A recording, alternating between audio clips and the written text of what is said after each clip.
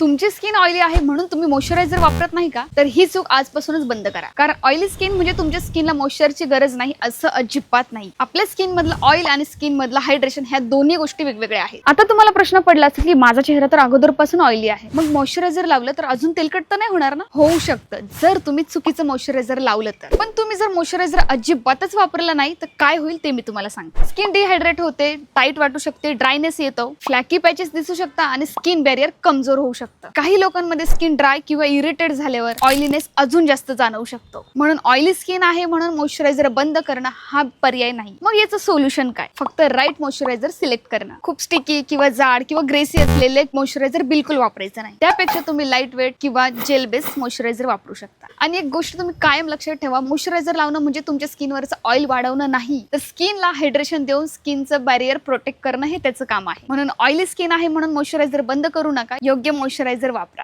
तर असे छोटे ब्युटी मिस्टेक तुमच्याकडून होत असेल तर हा व्हिडिओ नक्की सेव्ह करा.